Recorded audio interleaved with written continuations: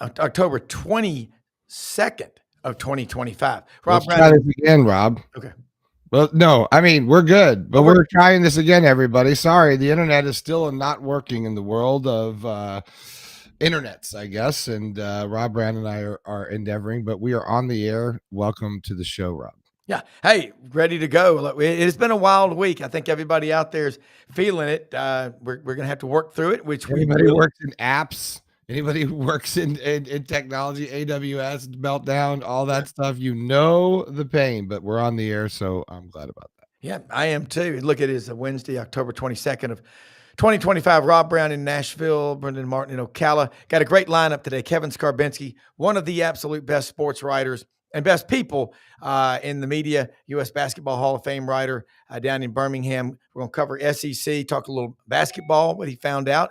Oakley McFerrin, the intern, down on the plains. We'll have Dudley Dawson inside Arkansas checking in with us in the second half hour, along with Vince Ferrara, the sports animal up in Knoxville. What's going on with the Big Orange, but we'll bounce around all the schools in the league. Take a picture with your cell phone of the QR codes. We're live on Twitter, Facebook, and YouTube, 8 channels simultaneously. And if you're watching on your cell phone, take a screen grab of the QR code and then use your QR code reader, or just go to your favorite social media network and search for SEC Sidelines and Rob Brown. It's all over YouTube. It's all over Facebook. It's all over Twitter.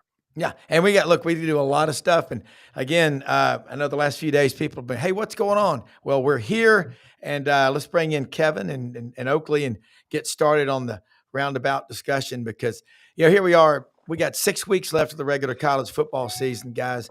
And Kevin, you were, SEC basketball media days last week at the Royal Bohemian, and man, life goes by fast. One of Wilson's Pledge brothers from Auburn is like the chief of food and beverage at the Royal Bohemian now. I'm like going, it's just wild. But Kevin, what'd you learn about this upcoming basketball season? And then we'll get your thoughts, and Oakley will chime in on this football season. But basketball is a big, big, big deal, bigger than it's ever been.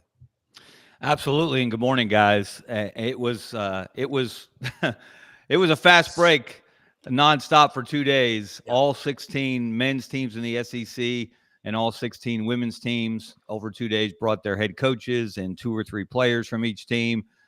And it was a consensus among the men's coaches that last year, obviously, everyone agrees it was the greatest season in SEC history. It was the greatest season in any conference's history, based on how good the league was top to bottom. 14 teams, 14 out of 16 getting in the NCAA tournament. Yeah. And it may not be quite at that level this year. There were so many older players last year, so many veterans, so many transfers, so many seniors, so many fifth-year seniors who played like experienced veterans. They don't quite have that kind of age and experience this year, but it still will be the best league in the country. You've got Kentucky. I'll tell you what, Mark Pope, if you're ever feeling down, if you're ever feeling a little depressed, go listen to Mark Pope. Yeah. He's one of the most upbeat, optimistic, positive personalities you could want to be around. And he was very, very excited about his Kentucky Wildcats and getting Otega Oweh back, their star. He's the preseason SEC player of the year. But it's going to be a dogfight again. Alabama and Auburn may drop off a little bit, maybe not. That remains to be seen. They both played exhibition games in Birmingham last week and both put up a lot of points. You got to be careful, though, about reading too much into exhibition games. But we did see that both teams can score. We do know that. So it's going to be another fun year in the SEC. Yeah, and another thing you mentioned about Auburn and Alabama, just you've got a generation of Auburn fans growing up that don't know successful football. They know successful basketball. And the thought possibly that basketball won't be able to rescue the Auburn family, that's a tough – Halloween is not until the 31st.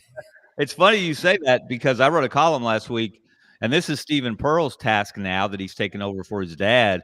If you go back to the day that Bruce Pearl was hired and introduced at Auburn, since that day, football hasn't been the same and basketball hasn't been the same on the Plains, in opposite directions. Football's had some moments. They had obviously the big wins in 2017 over Georgia and Alabama when they were both number one. 2019 winning the Iron Bowl in a crazy shootout. But for the most part, football it hasn't been the same because in 2013, football played for the national championship and won the SEC. And basketball has done nothing but go up, up, up. Yeah. So Steven's got to keep it at that level. He doesn't have to go to the Final Four every year as his dad did with him on the staff twice. But they've got to maintain that high level of being a contender. And meanwhile, football's got to figure it out. And they seem a long way from figuring it out. Yeah. Among the students on campus during this great famine that we're undergoing down there, how big of an interest is there in basketball? Is everybody saying, hey, wait till basketball? Kind of like Kentucky used to say. I mean, Auburn's always going to be a football school. Basketball is great. I think Hugh Freeze was Bruce Pearl's biggest fan last year because basketball kind of took the pressure off him after the season. Not everyone was talking about it. I mean, you can't lose 11 close games out of your 12 in your tenure. I think everyone's just tired of it. Everyone's tired of the same thing from last year. Freeze said, wait till year 3. Okay, well, it's year 3. You've got the roster. You've got championship-level defense, one of the best defensive coordinators in the country, probably the most talented receiver room in the country. You handpicked your quarterback, paid him a lot of money, and it's the same result as we got last year with a much less talented roster. So, I mean, I think the time's really ticking on Hugh Freeze. And if he loses this week, I think he's gone by Sunday morning. Yeah. Sunday morning. Remember that I think that's what people will want to happen. I don't know if Cohen will pull the trigger. Yeah. Well, Kevin, that being said, looking around the league, I mean, Florida already, pulled the plug on Billy Napier. They're moving on. They're getting after it. What's your gut feeling on what happens at Auburn or any other schools? Sam Pittman's already gone, so who's left? Well, there will be more coaching changes. I think that's pretty clear at this point. We don't know exactly which schools will pull the trigger and make a change, or which coaches will leave one job because they're doing a very, very good job and take another job. Yeah, that will create another domino effect. What Auburn's going to do about Hugh Freeze? Look, they could have pulled the plug on Sunday. I think I heard from a lot of Auburn fans who were checking their notifications on Sunday and hoping to get a notification that move had been made. Yeah. And that's another thing. Once you've lost the fan base, and I think it's pretty clear to say that Hugh Freeze has lost the Auburn fan base. Once you've done that, there's almost no turning back. There's no winning them back. Yeah, you can beat Arkansas and you can beat Kentucky, and that's going to thrill and excite no one. I'm not sure you can beat Vanderbilt. Vanderbilt's a much better football team when Auburn goes to Nashville in a few weeks. So, and I don't think they can compete with – I don't think the Jordan-Hare magic is enough for them to beat Alabama this year down on the plains. So, what are we doing here? What are they waiting for? I don't know, but I will be very surprised if Hugh Freeze is the Auburn coach in 2026. Yeah, and I can tell you with all the different 15 or so text groups that I have of different Auburn fan groups around the country, it's normally 400 or 500 texts during a typical game, just my Auburn crowd. And I've got a lot of other fan bases that I'm in with too. It's down to crickets is too loud for it. I mean, almost that's when I know apathy has set in. And it's Florida went through it, just the same thing. It'll be fun. Kevin, the league right now, this weekend, one of the most intriguing matchups is Ole Miss going to Oklahoma. That front seven, Brent Venables they're pretty good. We had Brandon Drum of the OU Insider on yesterday and talking about, John Mateer's hand. I said, the newest bar that should open in Norman is John Mateer's hand. If they have a big season, because I've never heard so much talk about someone's hand. Well, we know how valuable he is to that offense. He was basically the offense before he got hurt, and then obviously wasn't 100% against Texas. But they did get a bit of a running game last week. They found their tailback, that freshman, had a nice game against South Carolina. Ole Miss obviously can score. They scored against Georgia, and it took a little longer. Wasn't it interesting? It took a little longer than normal for Kirby Smart and Glenn Schulman to figure it out. Yeah. But once they figured it out, they shut them down, and Georgia took control late in that game. So this is a huge game. And I'll tell you what, Ole Miss people, I believe, and I've heard from some of them, are really watching closely because they remember now that he is clearly the leading candidate at Florida, or the guy that I don't know about Scott Strickland, but certainly the fan base wants Lane Kiffin. No ifs, ands, or buts. Yeah. And what happened the last time another SEC school set its sights on hiring Lane Kiffin and was given indications that he was coming, which is why I joked that if to Florida, that if you get that same feeling, if you get the feeling that he's coming, get it in writing, because Auburn didn't, and it didn't happen. But what happened to Ole Miss that year? They went straight down. Well, they lose their last 4 games after he was connected to the Auburn opening after the Brian Harsin dismissal. Yeah. So Ole Miss fans are going to be watching, and if this Ole Miss team does not turn it around, if they lose a second straight game, if they lose to Oklahoma, and then they kind of, just fade as the season goes down the stretch, Ole Miss fans, I wonder how much they love Lane Kiffin now. And they say there's no way he would leave. And Ole Miss is a better job now. And I don't buy that for a second. But if they do fade, I wonder how much love there's going to be for Lane Kiffin as we get into November. Yeah. At Oakley, you think about what Kevin just said. Ole Miss going on the road to Oklahoma, if they lose that game, that's going to feed into the narrative. Look at Kiffin's record against top 5 and top 10 teams. Yeah, I mean, he's got to win. He's got to win the big game, but at the same time, he just beat LSU at home, who was top 10 at the time, and I mean, they were a stop away from winning this past weekend. If they lose close this weekend, I wouldn't be too worried, because they've got 3 home games in a row, and they had to start for a chance to play in the playoffs. Yeah. So I mean, I don't think Ole Miss fans are going to have any concerns about him in terms of wanting him to stay, but I think it's only a matter of time till Lane Kiffin makes the jump and gets to that A-tier job, which I still, as much as Ole Miss fans may try to convince themselves, I still think they're a tier below all these other schools. Well, Kevin, I mean, and they've 3 of the last 4 years finished in the top 12 with Lane Kiffin. So, I mean, it's a big deal. All right. Another one, we're in Nashville. We got to go back to Memphis after the show today. But Missouri at Vanderbilt, that's got to be one of the best games in the country this weekend. I mean, we're talking, yeah. It's the highest price ticket in the SEC. The lowest ticket's $270. College game day will be there, of course. I think maybe we've discovered the reason behind why the internet just doesn't want to work, because maybe the biggest game in the country is Missouri at Vanderbilt. Yeah. And both teams are in contention to go to the SEC championship game, and both teams are in contention to go to the college football playoff. Yeah. That's something that's hard, I think, for us more seasoned fans to wrap your mind around, because we know the history, particularly of Vanderbilt. Missouri hasn't been in the league that long and went to the SEC championship game its first 2 years in the league, something, of course, Vanderbilt has never done, nor has Ole Miss, we might add. But this game, look, these teams are legit. I think Vanderbilt's a better team. And I go back to the Vanderbilt-Alabama game. Alabama was fortunate that they created their own luck, but they turned Diego Pavia and the Commodores over twice in the red zone. Yeah. Or that's a completely different football game. That offense was a thing of beauty against LSU. And LSU's defense has been really good, as we all know. Yeah. And Vanderbilt just picked them apart. Mm-hmm. And Pavia was a wizard. He made all the right plays. He made plays when there were no plays. He made something out of nothing, pulled rabbits out of his hat, and they looked like the better football team. And how many times could you ever say that? Of course, this is the first time they beat LSU since, 1990? Watson Brown was the coach there in Nashville. I was there. Were you really? A friend of our son was an offensive lineman for Vanderbilt. Rob, you're like Forrest Gump. You've been everywhere. I mean, I was actually there. I was in town for a triathlon, and the day before we went with our friends.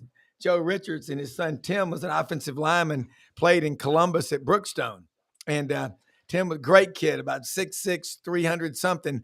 But it was the 11:30 a.m. Jefferson Pilot game, and we got a ticket. There were plenty of them, But Kevin Oakley lives in Nashville. Well, he's at Auburn, lives in Auburn now. But when you're downtown Nashville, we went to there's a great organization here. We got to go volunteer. His mom and a lot of great people are involved. People love in Nashville.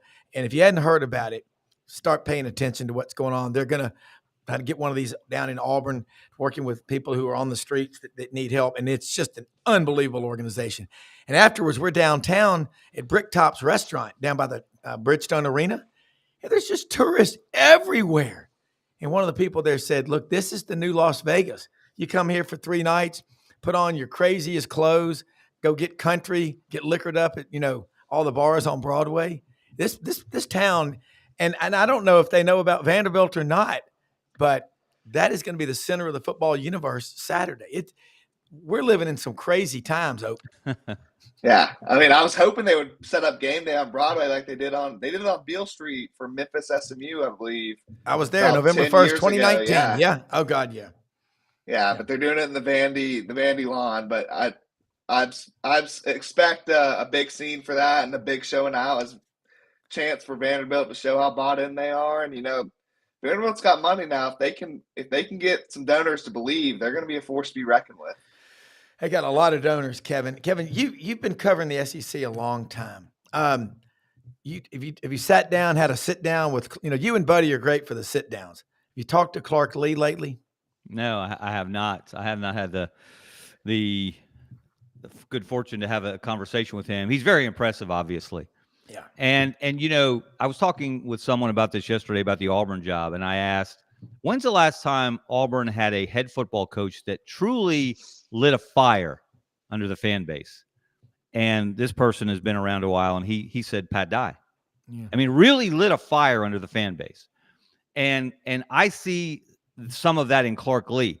And I don't know that we recognize that from the outside until that Netflix special from last season, any given Saturday. Yeah. And he's in the meeting room and he's cussing up a storm and he has got fire. He's breathing fire. And what he's done with that football program has been pretty remarkable. There's one caveat or maybe one asterisk to ask, and people I know who are thinking of changing coaches or may have already changed a coach are saying, hey, what about Clark Lee? Can he sustain it beyond Team Pavia? Because that was a brilliant move on his part to bring in not just Diego Pavia, but his whole coaching staff, or at least his support staff, that the most important people on that staff at New Mexico State. Can Clark Lee sustain this beyond this magician that they brought on board? So that's what we don't know. But Clark Lee seems to have all the right stuff to do that. And obviously that's his school. So it means something more to him. It just means more, if you will, for him at Vanderbilt than it might mean to him somewhere else. Doesn't mean he wouldn't leave. I don't know if that's a possibility or not. However, he certainly does seem like he's got the right stuff. And he's also got one of the oldest, most experienced teams in the country. Yeah. They've got so many seniors and graduates, and they've been smart about how they've built their roster. And it's showing up because this is way beyond fluke territory now. This is a very good football team. Yeah, I agree with that. And Oakley is an MBA grad, and Clark Lee's an MBA grad, the gentleman scholars. I think that means a lot. And I'm about a mile down the street from Belmead and Harpeth Hall. And I think there's a powerful allure for him to stay here. And what they're doing is, it's beyond fluke. Throw that out the window. I mean, this is a solid team. All right, Kevin, another one before we go back to Oak. Looking this weekend, Alabama goes to South Carolina. And also, LSU hosts Texas A&M. I didn't buy into the LSU Kool-Aid. I didn't drink it all summer because of Brian Kelly's there. And he wins a lot of games, but does he win over the fan bases wherever he is? I don't think so. I think there's a lot of concern, shall we say, from the LSU fan base on where LSU is in his, fourth year there? Yeah. Came in strong, got him to the SEC championship game. But when you know that his 3 predecessors, coaches of varying competence, shall we say, all won national championships. And by the way, there is some rumbling. this would be good for entertainment value that UAB has at least some interest in Ed Orgeron in becoming their head coach. Now, I don't know if that'd be good or bad for the Blazers, but it certainly would put a spotlight on them, and it certainly would be entertaining for those of us here in Birmingham. I'd be at a lot more press conferences if Ed Orgeron were the head coach at UAB. Please tell me it's going to happen. I can't tell you that right now, but with the incompetent AD they have there, there's no telling where they're going to end up. But again, Brian Kelly's 3 predecessors all won the national championship. Yes. Les Miles when he was eating grass, and of course Nick Saban when he was showing the world what he was going to become as the best coach, one of the best in the league, and maybe the best coach in history. So your leash is getting shorter and shorter if you're Brian Kelly.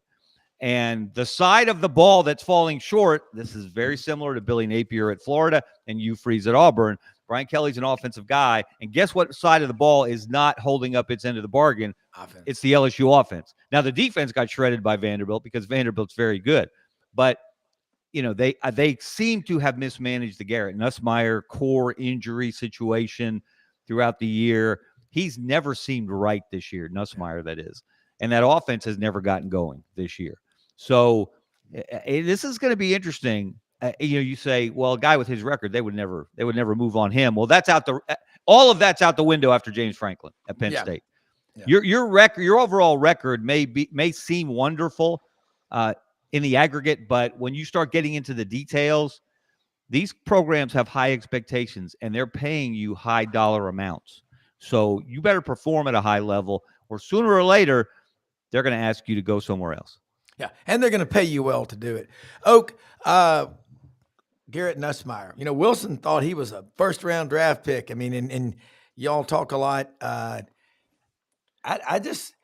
don't know if he's hurt. I'm with Kevin, but I think he's just not quite right, to be frank. I mean, you watch him how he throws this year. Like on some of his deep balls, he throws all arm. He doesn't put any of his legs into it. And I don't think really people understood how severe it was tendonitis at the beginning of the year. And there were some rumblings that he could be out multiple weeks, possibly the year. Then all of a sudden he was fine. Yeah. So I'm not sure exactly what happened there, but he's definitely not right. And it's kind of shown because the thought coming in for LSU this year was, can the defense play good enough? And, the defense has been top 10 in the country, top 3 in the SEC. And they're sitting at 6-2 or 5-2 with probably being eliminated this weekend. I mean, I don't think anybody would have thought that after seeing their win against Clemson. So I think he's not right. And I think more will come out probably after the season, maybe as we get into the draft process. And speaking on Brian Kelly, I think he lost the fan base, or the fan base was against him from the moment he started faking that accent and dancing with the recruit. He ended up losing to Alabama.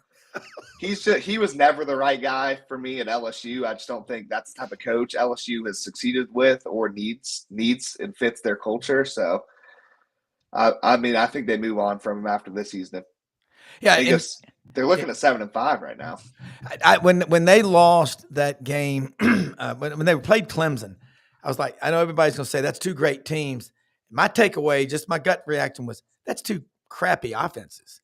Is what that is, and both of them. I mean, hell, let's face it. 3 of the top 4 teams in the preseason aren't even ranked anymore. Penn State, LSU. Well, LSU is Clemson. LSU. No, the top 4 were Ohio State, and then Texas, Clemson, and Penn State. And I think Texas got some sympathy votes and got back in, but wow, they're struggling. And Dudley will be with you in just a sec. And Kevin, if you can stay a few more minutes, about 3 more minutes before you go. Look at LSU's schedule. They've still got to play after Texas A&M this weekend. They got to play at Alabama and at Oklahoma, and that's why it's not looking right for them at all. No, I mean they're as Oakley said, they're staring down 7-5 right now. They could be out of the race before they even get their bye week next week, as they usually do before playing Alabama that first Saturday in November. So it's going to be really interesting to see if they can salvage something out of this year, which is funny to say when they're sitting here with only 2 losses at this point. Yeah. But they don't look. You look at the teams in the league and you can look at the records and you can say all these teams have just 1 loss or 2 losses, but look at how they're playing. Yeah. And they're not playing like a team that's going to surge in November and make a run at the SEC championship game. What's true is after 3 or 4 games, if your offense is not very good, that's pretty much who you are. You know, zebras don't change their stripes, just their watering holes or just where they play, home or away. And they're really you look at the money that's being spent. We talk about federal government and state government waste. God, I'll put any of these college athletic departments right up there at the top with just throwing money away. I mean, you wrote a great column, Kevin. Remember years ago? When is Auburn, when are these other SEC schools going to stop giving these coaches these long contracts that punish the universities and then reward the coaches for failure just to make them go away? When? It is the most mind-boggling financial mismanagement maybe in any industry in the country. The fact that when someone fails, they fail. The reason you're firing them is they failed. They didn't win enough football games, and you're going to reward them with generational wealth in their buyout. Yeah. It's absolute insanity, and it continues.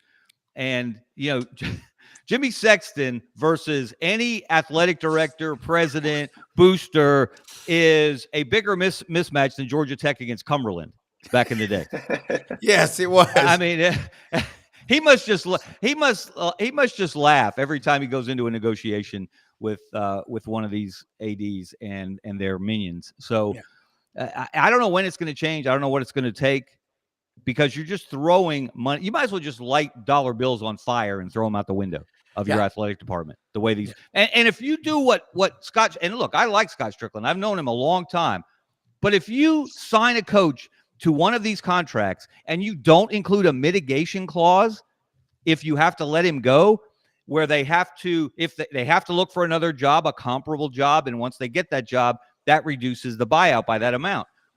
Billy Napier's contract at Florida didn't include a mitigation clause. Go explain that. Make that make sense. They got a really good law school at Florida, I thought. I know they do. Hey, well, real quick, I'll tell you, I got one better, flushing money down the toilet. Being in the financial services industry for 34 years and counting, Merrill Lynch was just absolutely should never be allowed to get away with this one. But they paid Stanley O'Neill to go away after he did a poor job, $147 million.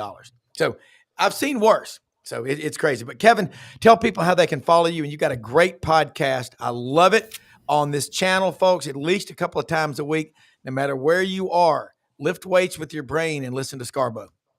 Well, thanks for that, Rob. Yeah, it's go to YouTube. It's Kevin Scarbinsky Scarbo Knows.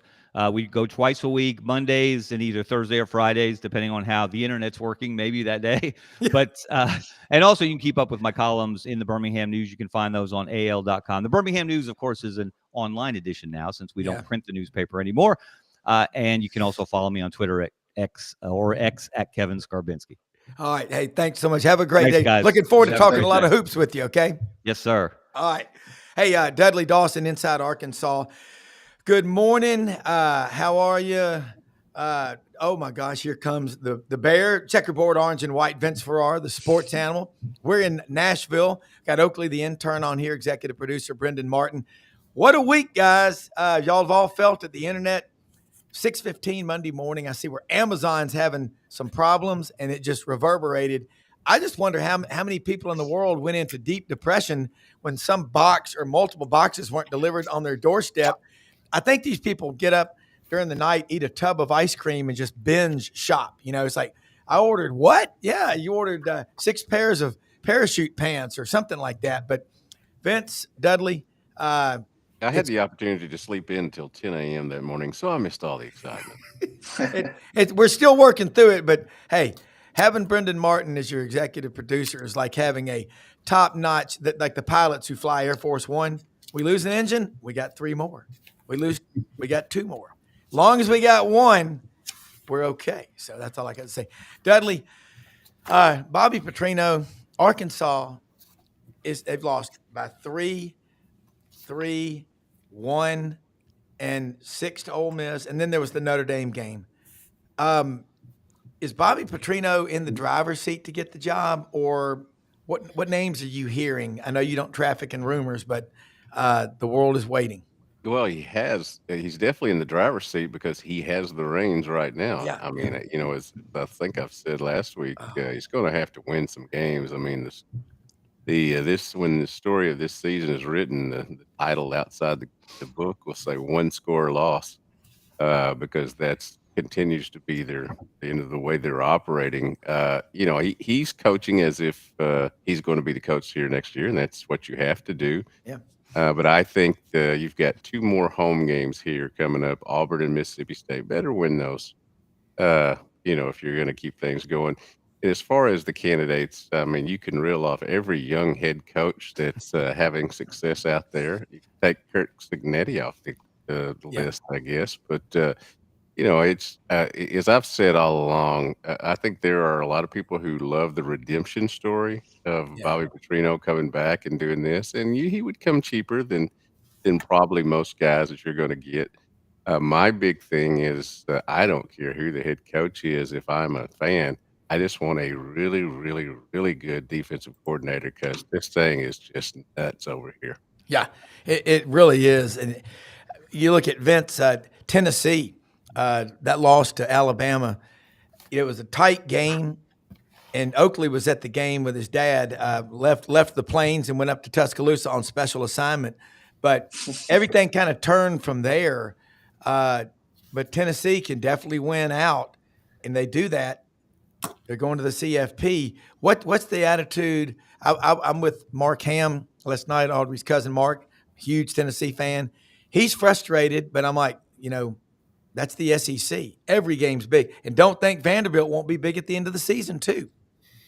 Yeah, great to be on with you guys, as always. And when you look at the rest of the schedule, I could see this team winning out. They're going to have to get better to do that, but it's possible for them to win out.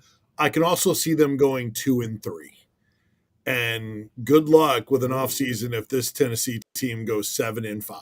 Yeah. It would, and then with a bowl game still to determine. So, fans are not happy. The criticism towards Josh Heupel, it just continues to grow. I'm not saying by any means it's the masses or, anything other than the fringe saying, we're done with Josh Heupel. Most people are not, and they appreciate what he has done in resurrecting a program that was just a mess when he took it over and the consistency that they're winning with.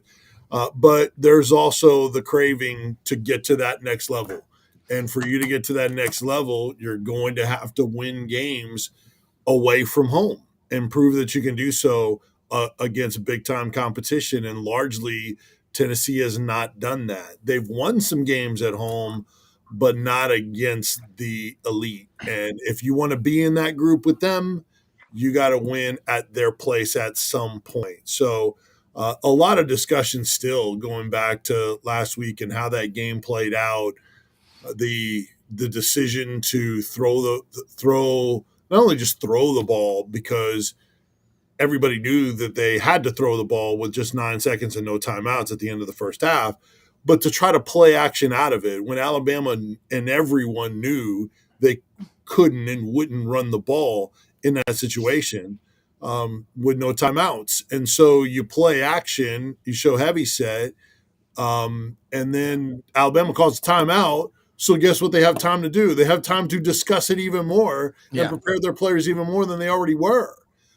So it just wasn't a good decision. It's a slow developing play action. Alabama baited, Joey Aguilar made a terrible throw. He's been really good, but that was not executed well. Yeah. After he took a hit on the sideline, I don't think he was the same. But yeah, it just, by the way, again, he had some, misuse of a lack of use of timeouts prior to that. A couple plays before that, there was 27 seconds left, 2 timeouts on a 3rd and 2.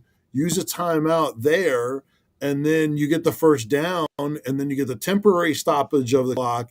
You throw the ball, you can have a full set of downs from inside the 5 to get into the end zone from the 2, because when they converted, they got to the 2. Instead, they only had, basically a couple of chances, and then they ran that at the end. It changed the game completely. And then, Tennessee just they, to their credit, they came out and got a 3-and-out on defense after that catastrophic ending of the first half. Then their offense scored a touchdown. Then their defense gets a turnover. They're near midfield, and they can't do anything with it. Yeah. And so then they punt it. Alabama downed at the 1, and Alabama goes on a 99-yard drive, and then it's basically over again at that point. So this team has to improve in a lot of ways. 3rd and long conversions given up by the defense. Penalties, they continue to be among the most penalized teams in the SEC. And it always seems to lead. It takes away a good play and leads to another bad play.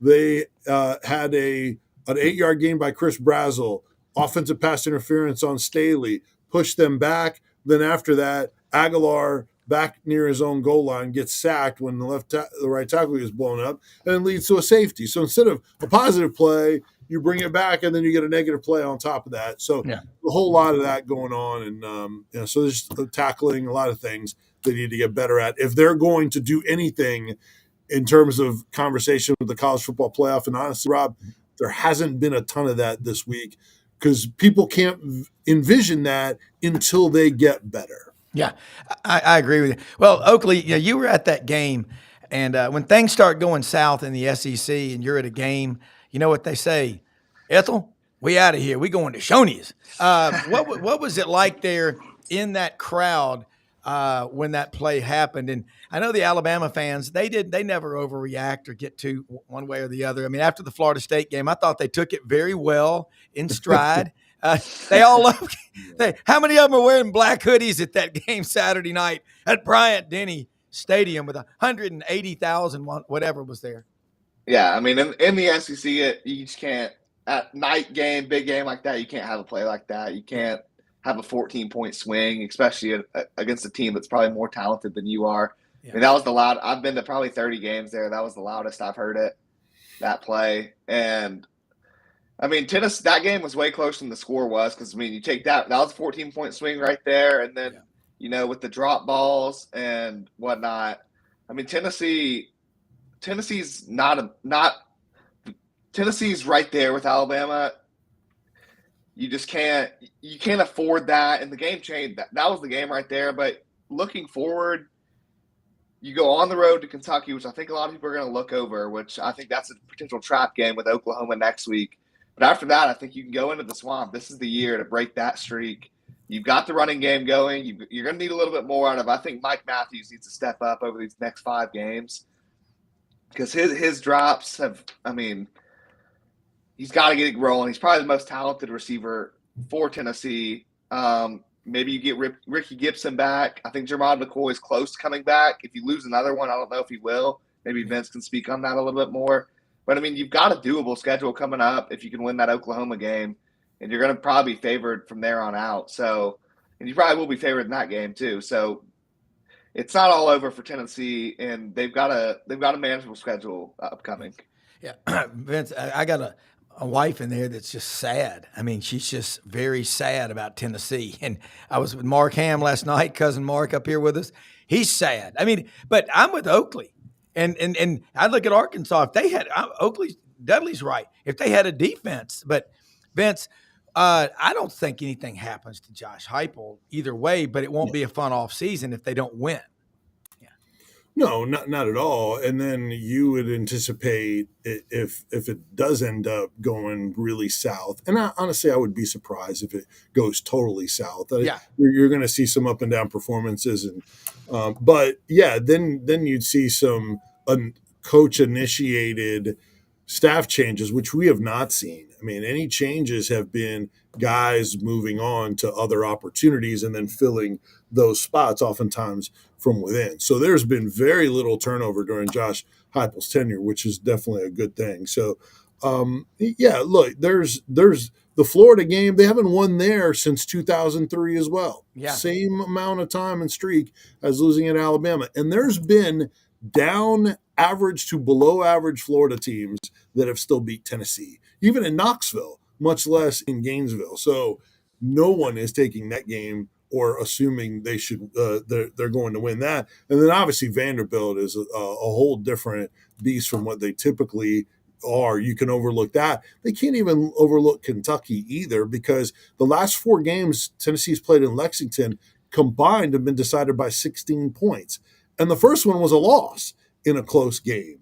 So Kentucky can make their season. Mark Stoops, he gets his guys ready to go, especially in Lexington. They got Ole Miss last year. They're probably going to get somebody at some point. So you're there for the taking unless you get better and you're ready to go. And it's not a given for them that they are on the road. Yeah. Dudley, Auburn is just what the doctor ordered for Arkansas this weekend up in Fayetteville. I mean, here they come. As a friend of mine said, Auburn is one bearded woman away from a full-blown circus. Bobby, we all know the Bobby Petrino relationship with Auburn. I've got to be at a wedding for my cousin's daughter getting married during football season. Yeah, not a football fan, huh? Vanderbilt grad, by the way. They should know better. What have they been? Haven't they followed Vanderbilt football for the last 4 decades? That's the problem they have. A couple of things popped to mind here, Vince. Man, if they'd lost to Arkansas, the drumbeat at your place would be something, wouldn't it? Yeah, I mean, everyone talks about, look, they could have beaten Georgia, prior to the Alabama game. Oh, we would have beat Georgia, would have been undefeated. Well, you also barely beat Mississippi State and you barely beat Arkansas. So those games can flip the other way on you too. Yeah, I mean, in the one-score games, here at Arkansas, I'm sure that this Auburn game is going to be a one-score game. Might be 7-3. Yeah, it could be. But I was there. I saw 3-2 in 2008 Auburn, Mississippi State. I tell you, I'm looking forward to these next 2 games because Arkansas has the opportunity to have success, and I am tired of answering the same questions. In fact, I had to apologize to a man at Walmart yesterday because I just got out of the dentist chair and went over to Walmart to get a couple things. The first question he asked me was, who's going to be the head coach at Arkansas? I went, hell if I know.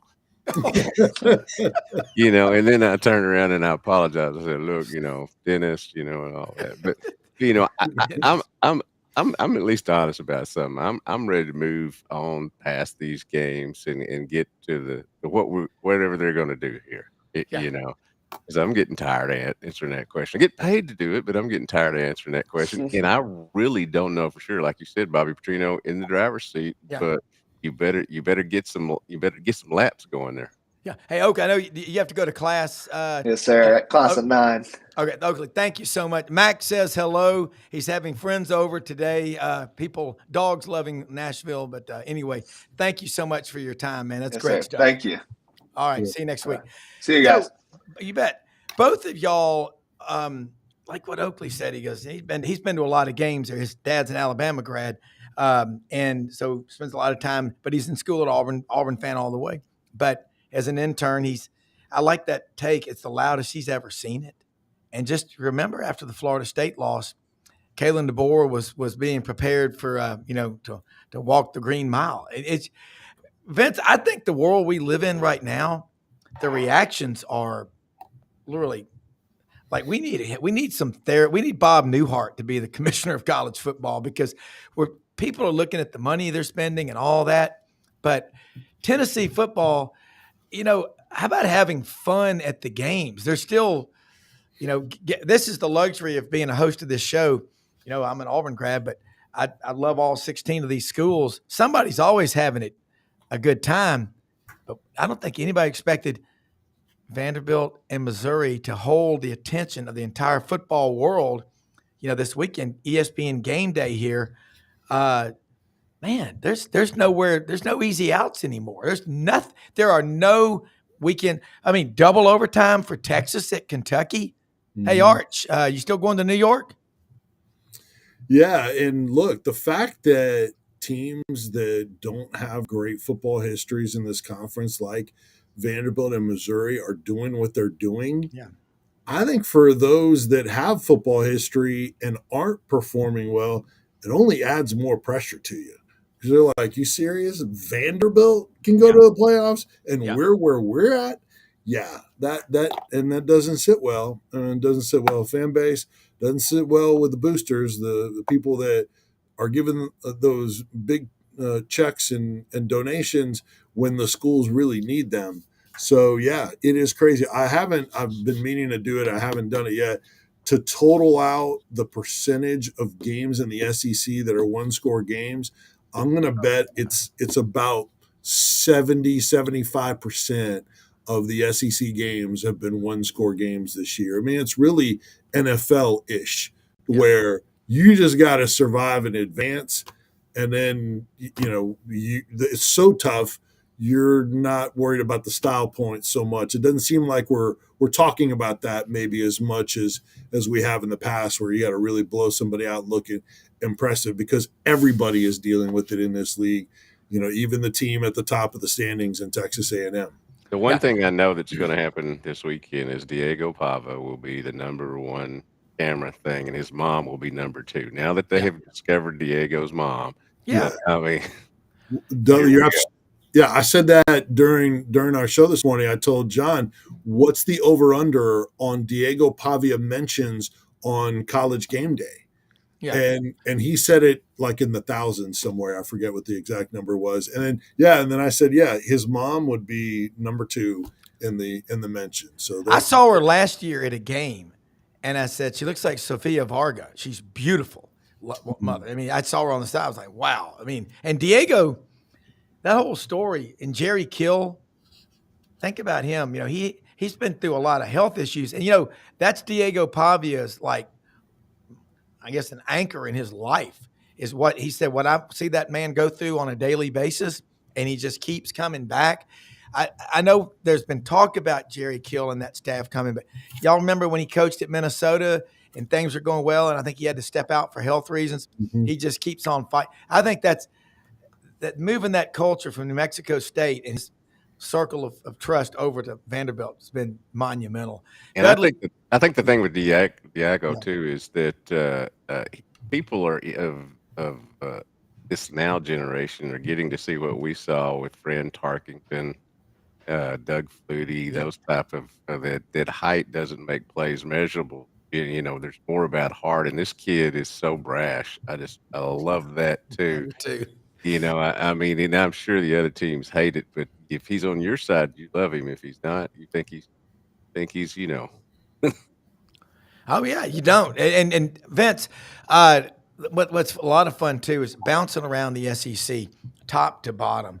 And I'll throw something. We talked earlier about Ole Miss has got to go play at Oklahoma, and then you got LSU with A&M coming into town. Then they've still got to play. LSU's got to go at Alabama, and they got to play at Oklahoma. I mean, the season was way late before the drama kicked in. It took about 6 weeks for it to really kick in. And speaking of a great defensive coordinator for Arkansas, I'd go after Brad White at Kentucky.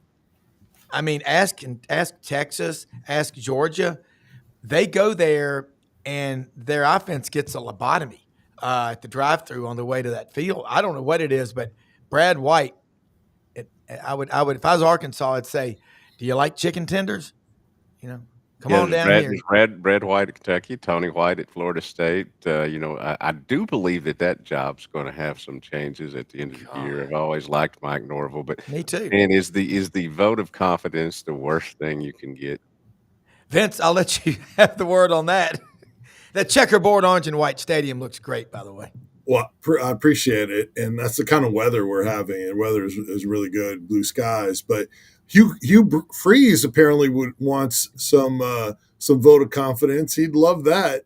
Yeah. So apparently it has some value to him, even if it typically is the kiss of death. Yeah, and nothing personal against him, but you're 3 years in, Hugh Freeze, and I think the culture at Auburn has been softened. I mean, and I think the fan bases, at least at Auburn, have become comfortably numb with what is happening. Shout out to Pink Floyd, Roger Waters. I didn't realize that they had started out these last few years without conference wins. Yeah, 0-4, 3 straight years. Yeah, it's you just like you said, it's numbing. I didn't realize that. You knew that they had struggled some point, but you didn't know that. I mean, I didn't really think it had been that much that quick. Yeah, and just you got to get a signature win, guys. I mean, Vince, Tennessee, the Georgia loss, every time you think about that. But you know what? We saw a similar situation. Mississippi State driving against Florida. You know, Brendan, our EP, last week straight up goes, I'm picking Mississippi State. And I went along with him. I was like, I think Mississippi State wins. Why didn't they just kick the field goal? You look back at what ifs. Vince, Tennessee's got so many resources. Joey Aguilar, is this it for him? He's just getting this 1 year. He can't file an appeal and come back. But what about Merklinger and, McIntyre, these backup quarterbacks? Have they gotten much playing time at all to make you think the future's bright? No, we really haven't seen them. And even when we, most recently saw one of those non-conference games, it was all Merklinger. They didn't give McIntyre a series or two like we thought they would. And that's because, Josh Heupel wants to make absolutely sure that the game is put away before he starts going to his backups. And that's really kind of an offensive philosophy. Tim Banks is a little more liberal in substitutions on defense. Now, granted, that with them being banged up this year and not having quite the depth, they've kind of ridden some of their veterans on defense with a whole lot of snaps. But we don't know what they have there. I think the more known or exciting commodity is what they have committed to them in Faison Brandon coming in, who is among the best quarterbacks in this incoming class. So they get his signature, they get him on campus early. That's the guy. Like I think that guy is going to be an absolute star. You just never know, but man, you talk about all the skill sets and the physicality and the intelligence. He's been hurt though this senior year, so I think fans haven't been able to get as excited about him. But yeah, the QB position is going to be those two guys unless somebody transfers, and then Faison Brandon. It's going to be a very, very young room next year, and but hey, what does that look like? What do they look like with the portal and just the one, portal entry, coming up in January? We'll see, because who knows? If you don't have a great close to the season, a lot of times there's more players that leave, and you may have more holes to try to fill. Yeah, and I do love that new rule that people think that January 2nd through 16 is going to be the only time that people are going to discuss where they're going and stuff. You may not be able to get into the portal till then, and you may not be able to talk to somebody, but your uncle, your agent, your lawyer, the way it works these days, it's going to be even worse to me than it back in the day during the under the table deals that you weren't supposed to do this thing. There's always one thing that they don't do, and I can't put my finger on it, but always one thing that they don't do to close each loophole. Well, yeah, there was. Yeah, I'm sorry, Rod, real quick. There was a head coach that I heard in a national interview. I forget who it was. He was talking about just that guys aren't going to officially enter the portal until it's open, but he said during the season their agents are working to try to get their players into other situations while those kids are still. Now, the kids may be doing everything right, but that doesn't mean the agent isn't trying to set them up for after the year to have a new destination. So it's just unfortunate that setup that they've got. And anyone can declare going in the portal publicly on social media. Yeah. It just officially enters. Just officially, the name shows up there when the window opens. But by that time, a fair amount of these kids probably already have their destination set. Yeah, officially, Arkansas's players still have 8 days left after they got grandfathered in with once Sam Pittman got fired. They had 30 days from the next day, so they've gotten until October 29th to actually get in there. I'm sure some of them already have. You could go through a roster and a playing list and probably pick out a few, but hasn't happened officially. Well, it's like the silent auction or the live auction, and when you go to a gala or a fundraiser. And by the way, went to the People of Nashville gala fundraiser last night, and man, had a band come up there and played, guys, for King and Country. Played Drummer Boy live in front of us. I mean, wow, can those guys play drums? And I got to talk to the drummer. He's from Texas, and he said about an hour west of Fort Worth. I said Weatherford, which is where Landman is filmed or taped or whatever. But they're doing 5 straight performances at the Grand Ole Opry around Christmas, which has never happened at the Grand Ole Opry for King and Country. What a band. And they were – a lot of people donated generously for people loving Nashville. For both of y'all, Dudley, I'm with you. If I'm Arkansas, and y'all may agree with me, Bobby Petrino, you know you're going to score points with him. Get you Brad White to coach the defense. I mean, you can go look for some guy, but you know what you got with Petrino's offense. And Vince, let people know, how they can follow you. You do a great show every day. Nobody works harder at covering Tennessee. There's a lot of people out there that cover Tennessee, but I always like having you on because you're the tip of the spear, and you've got a great sense of urgency in your voice and everything you say. And folks, watch him like you do Dudley. Watch their channels. Watch what they're doing. It is absolutely beautiful to watch journalism at work. Well, I'll go ahead. I would say that yes, you've got to get a great defensive coordinator, but you're going to have to spend money on defense. The reason Arkansas's offense is so good this year is because they took money and loaded it up on that side with offensive linemen and running backs and wide receivers. The reason the defense isn't very good is that you can't make a great meal if you don't go out and get the groceries. And that's right. They went bottom line, not trying to disrespect, but you can see the numbers. And they've got to put money into that if you want to play defense in the SEC. It's that simple. Yeah, it is. And Vince, how do they follow you? At Vince Sports on all the socials, Instagram, Facebook, and Twitter/X. And then if you go to the Sports Source Digital Network on YouTube, there's a YouTube channel there. I'm on the ABC affiliate Channel 6's pregame show on Saturdays at 11 a.m.